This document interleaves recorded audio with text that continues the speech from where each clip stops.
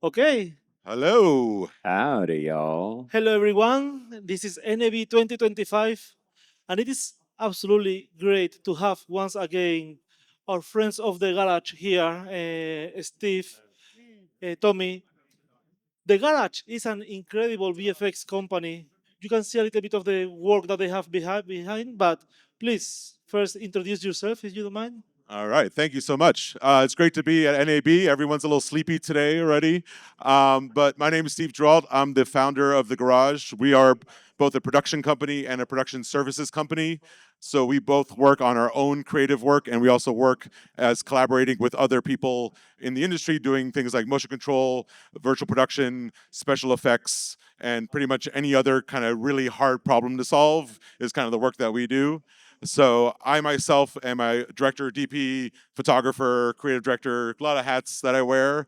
But my team, including Tommy and we have others, work in very niche specialties. Tommy's mostly leading up virtual production, experiential type work, where we have a full-time motion control team. We have a full-time special effects rigging team with a machine shop and a Haas CNC mill and all this stuff in house. And the work that we really do is about like how do we do really practical work like in the coolest way, and we actually create custom tools to help us do that and push the technology as far as we can to make this stuff happen. So we shoot, 240 frames a second virtual production, which is crazy to most people, and you name it. But It's I'll let crazy to us, too. Tommy introduce himself a little bit too. I am Tommy Mokas, and I'm responsible for the virtual production end of things and experiential at the garage. I'm taking all of the previously mentioned things, motion control and camera work and practical work, and combining it with various technologies and interfacing those technologies. So taking the data from a motion control rig and bringing it into a virtual world, tying it to lighting, tying it to other kinds of effects, and then figuring out very strange problems within, communicating with those different protocols or converting them or and dealing with timing and all these things. And then also the IT end of things, building the networks, maintaining all that, and then custom machines, and then also custom controllers, and all of that. It doesn't stop. I don't sleep, man. No, and I think the biggest thing that Tommy did not mention about his job is every job is completely different. Oh Like yeah, we don't do the same thing more than once, basically, and No. every time is the first time. yeah. So when we work on projects, it's always like, oh hey, I know we've done this, but can we do this? And that's kind of where he jumps in, and that's kind of our vibe, really. At the end of the day, is just like how do we leverage this stuff like better next time and push it a little further every time.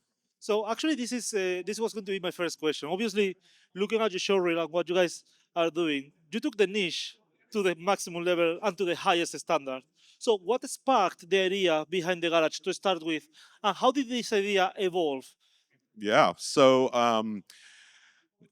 that's a really long dark path. No So no, it really I was just a director DP myself, but I wanted it to be more than that. I wanted to use the tools that we were coming up with and the R&D we were putting into all the work that we do to empower other creators as well, and basically just be part of the coolest work. It doesn't have to be my work, at the end of the day.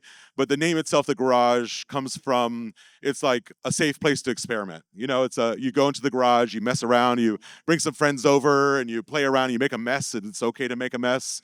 It's okay to fail because you don't really have standards of succeeding in the garage. You're just playing around and trying to experiment and learn, honestly. And I think, curiosity is probably the driving factor between of all the things we do. So you had very clear that that was the direction, the niche, the extra difficult. What was the from the very beginning, right? Yeah, it's the story too, right? Like how do we push the story and have people that we have on our team, make tools or create tools to like really push the limit. Yeah, and I think that in because every time is different, right? The thing that ends up happening is that your reason to innovate suddenly has a great motivation behind it because now you have this very weird or specific problem that you need to solve, and all of this knowledge continually builds on itself as you know, do this one thing. You're like, all right, well, that sort of worked, but then let me try this next time, and then that adds to that, and slowly but surely, you know, we build our own little methods and little ways where we can you know, cross collaborate as well.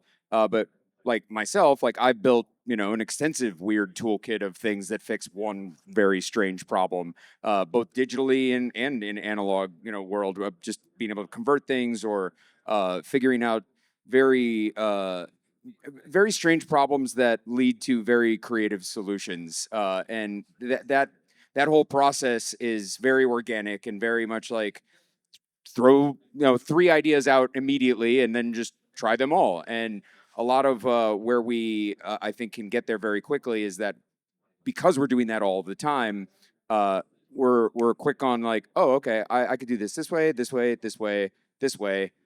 Two of these suck. Or find a new one. Yeah, one of these will get us there the quickest. One of them will probably suck, but it might work. And you never actually know a lot of times, so you just kind of have to see what happens. So, for the creative strategy, I mean, obviously, every time is the first time, but how do you balance the experimentation with following a defined creative strategy and a defined creative idea and make it happen? Right. Deadlines. Yeah, yeah. I mean, so that's our curse and our, you know, our blessing, right? We're in commercials, right? Commercials are the tightest turnarounds. We'll have to like, oh, we want to do this and this, build this Unreal World, and we want to do this stuff in virtual production. It's like, oh, and we're gonna give you a week to do that, and it's like it's the craziest thing. And Speed is the hard part. Yeah. Is that we have to be able to iterate extremely quickly. And you know, you want to talk about messy. There are times when I have several things happening at once, and you know, they're just all there. They're happening. But if that isn't the case, then I can't move that quickly. And you know, sometimes we have multiple projects going on simultaneously. So there's one little pile over here that's doing something, and then another pile over here that's doing something, and then it's okay. We have 4 hours. Let's try this thing. Go. All right, great.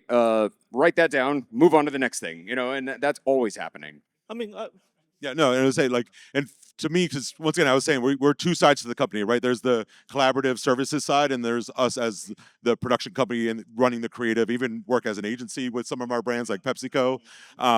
So it's really great for me to understand all the tools and have the people in house I could talk to when I'm developing the creative. So I could say, oh, okay, well, we only have a week. Can I do this? Or do I have to bend the creative a little bit to do something different, right? So having control of the creative sometimes really allows us to really maximize the impact of the job with the budget we have and the time we have and all those things as well. so actually, when you're pushing technology and technical innovation, is there any trick? Because I guess that this is going to be your part, right? Is there any trick that you're using to make sure that the emotional impact is not lost and Yeah. the story? No, it's easy to get caught up in the technical stuff, honestly. Like, especially early on, it was just like, oh, we have a robot and we have virtual production and we have all this stuff going on. We And have you're to like, use it all. it's easy to look at all that stuff, but you're like, wait, but why are we doing this? What's Yeah. the story? And at the end of the day, like I've gotten really good about being like, no, we just needed to do this because it's going to be 2 seconds in this spot, and as long as that is awesome, like that's great. Like we move on, Yeah. like lock off the wall. We might not need parallax. Just get it done.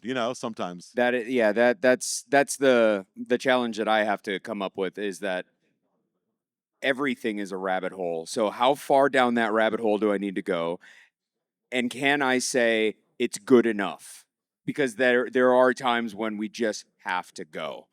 And so, you know, a lot of the experimentation I will do is, all right, hey Steve, is this all right?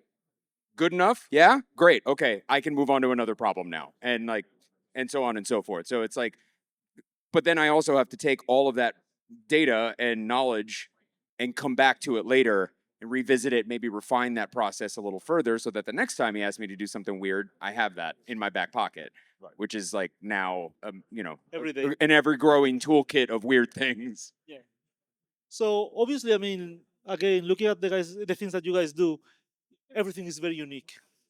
How do you guys identify what type of audience are you trying to capture, and as well, what type of clients are you working with?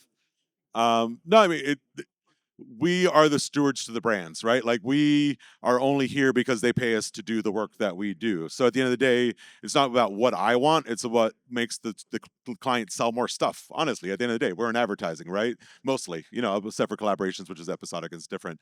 But on that side of things, it's always about like, how do we make sure that we're making something that's going to be a unique, ownable by the brand, something that they could say, hey, we're Pepsi, we're not Coke, right? And this work that we're creating looks like Pepsi. And we've been really blessed to be challenged with that on a global level by PepsiCo, as far as like, hey, literally actually one of the first jobs that they hired us to do was like, Steve, go crazy, fill water balloons with Pepsi, shoot it in slow motion, spin it around, do whatever you want. Like, just like show us a new view on something we've been shooting for 50 years, right? Like, and I think that's a lot of the clients that come to us is they want to look at something differently. And for us, the really important part of that is leveraging new technologies and bringing in specialists that could, add to what I know, right? To like round out our. So the garage team is like, there's not much overlap. It's like basically we're all kind of running our own lane of specialties. So then we kind of unite as like, together on projects, and like, oh, Tommy could add this thing, and like our special effects guy could add this other thing, and the motion control adds this, and like what before you know it, it's just like, oh wow, we really created something cool. Is it the brands that come with the idea and with the creative concept, or you always put a twist to it? Always put a twist, or else I'm not doing my job. At the end of the day, it's like they might say, hey, Steve, Hershey s'mores. How do we do that? And I did this crazy thing for them years ago. You're right. It's just like, or they might have like some storyboards, and even then, I'm like basically, if I'm not bringing something to the project, or the garage isn't bringing something to the project, then we're not going to take the project. At the end of the day, like we aren't the people that are just like going to shoot the boards, right? Like we're about like, how do we, how do we supercharge your boards? Yeah, but to that end, when we do get to boards that he's happy with, that's the Bible at that point, because then because that becomes the ability for us to narrow down to the exact thing that we need to spend time on. And for me personally, I have to be able to narrow down like, okay, that's as much as I need. This is a 4-second thing, or this needs to perform up to this amount of frame rate, and I can blast it for that long. It won't last for much longer, but it'll last for that long. We can get through it, and like it becomes the guideline for me to know where I can spend my time and focus in. So, technical innovation, risk in the creative side.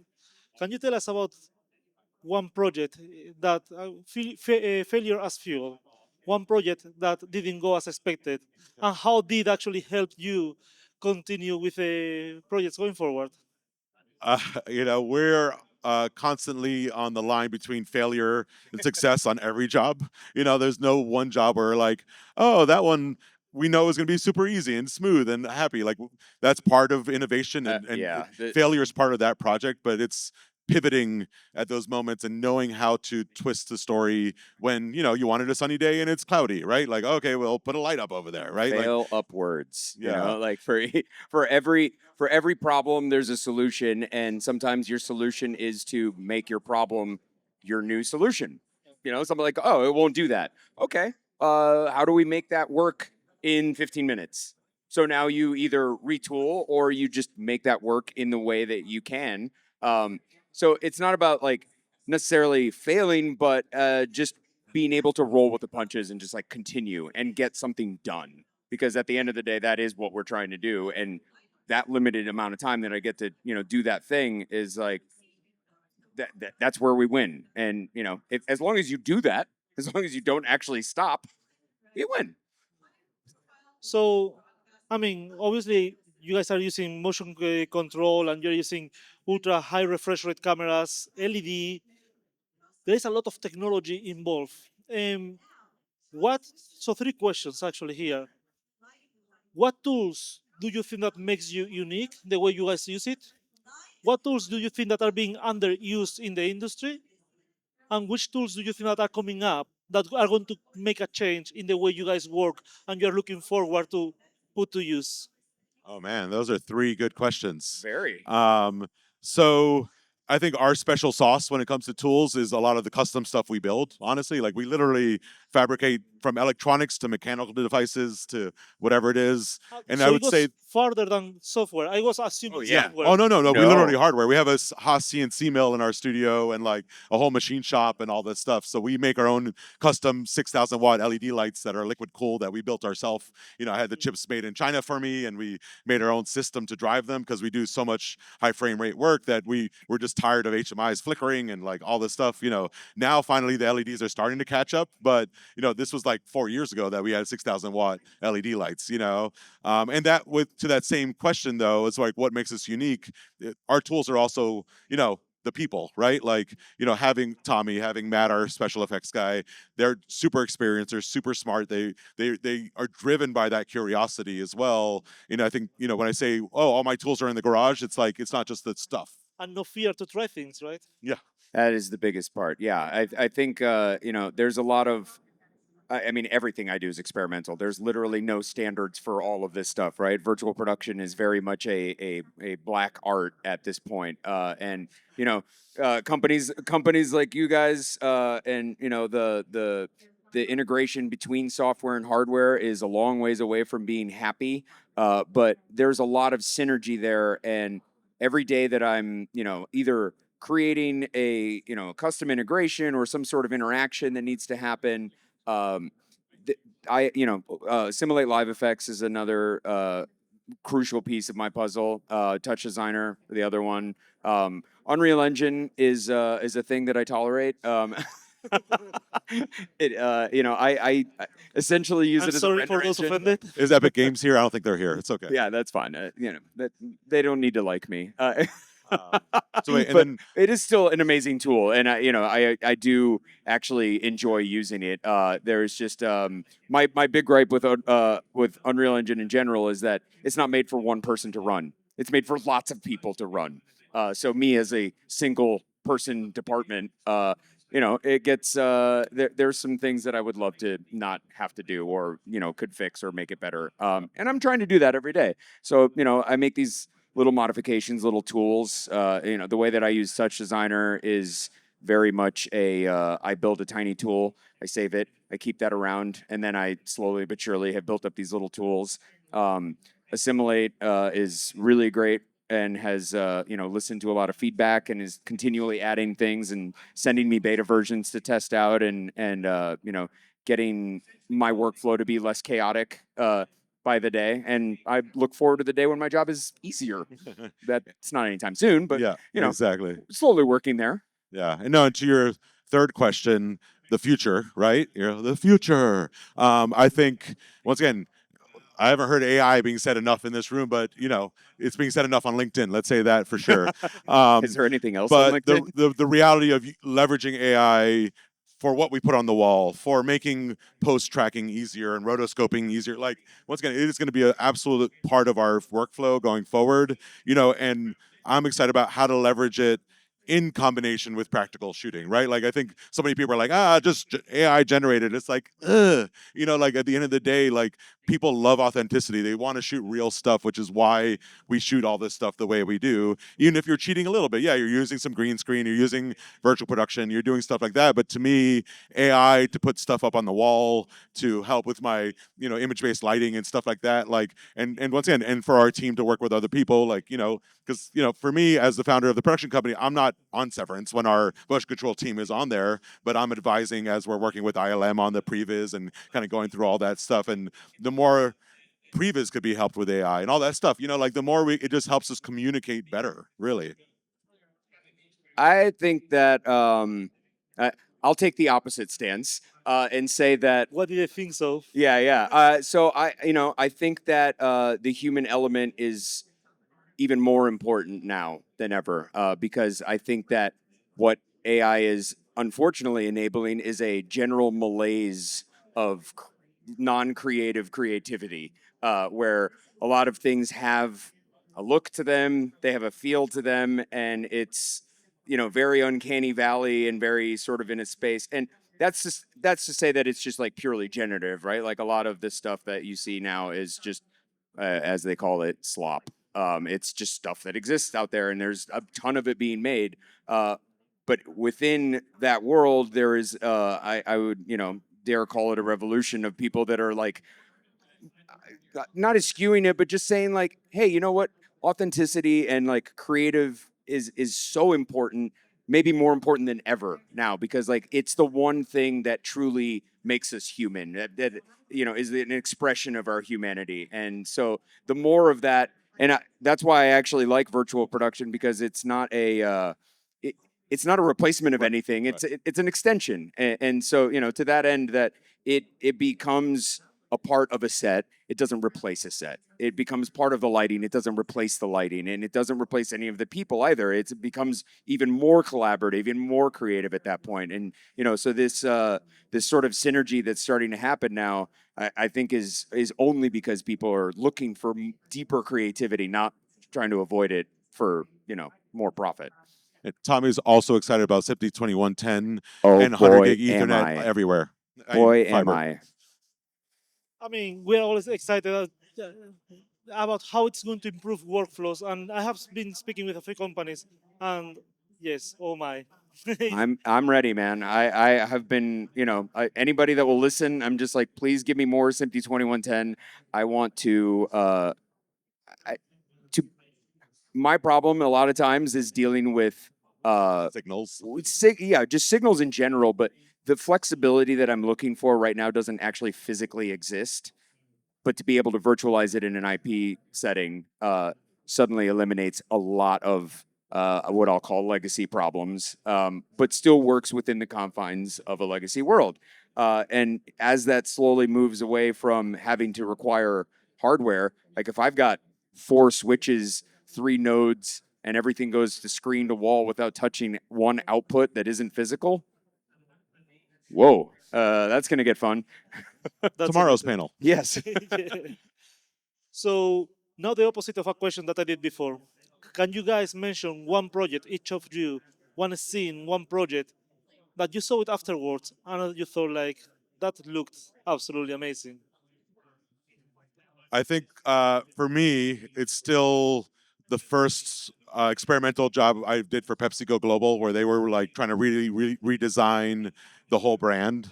Like I still look at that work today, and I'm like, holy shit, we did that with like a 10-person crew in this tiny studio with a phantom camera and a robot and all this stuff. But it was just that what we shot, what we put in front of the lens, and how we treated the liquid. Like today, I'm still like that was innovative, and that like was truly what like made us like, hey, this has to be more than just me. Like that's kind of what kind of made the garage start kind of come together. I think my favorite thus far is something we built last year, just internally, just to do the craziest thing we've ever seen, which is we did a live take with Single take. 5 scenes, 5 different lighting scenes, 2 of them overlapping each other as a match cut and having Ghost it done frame as or one take frame remapping. in frame remapping with the camera. And this was, I don't know, maybe like a few months after we got it. And so that you would walk through a take, the motion control would take care of the camera, and at every point you were simultaneously in 2 scenes, and we overlapped each 2 scenes to be able to do a complete match cut across one take. So we did the edit live, real time. That is amazing. And painful. So Yes, it nearly broke me. I can imagine. So well, we're gonna close soon. One advice that you will give to new creatives trying to make these distinct projects, the distinct ideas, and make them happen. Yeah, I think more than anything else is just stay curious and push yourself. Don't play it safe. Well, no, there's a difference between total failure and some bumps in the road to success, right? And I think realize if it's just like you're just playing it safe and you're just doing what you did good once and you're just gonna keep doing that, like you're gonna get bored. Like I think at the end of the day is just like look at a shot. You're like, okay, we got that shot. Client's happy, but do I want to do another take where I push a little more, right? So I would say just push yourself because other people might not do that for you.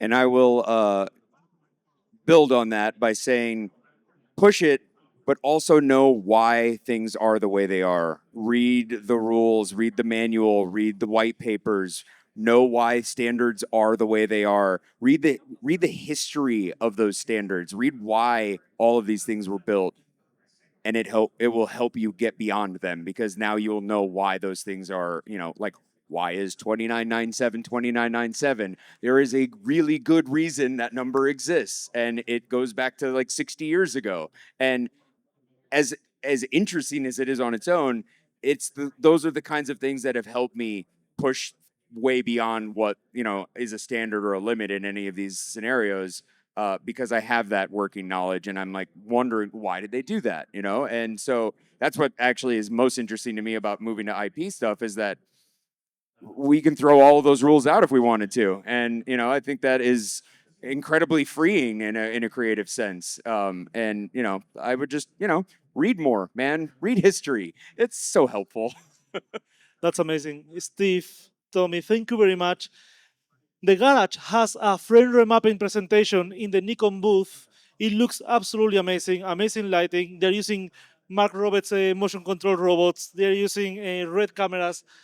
So if you have the opportunity, please go and visit. Thank you very much, guys. Thank you Thank guys so you. much. Thank you. Appreciate you. All right, thanks for watching, people. Thanks, Woo! guys.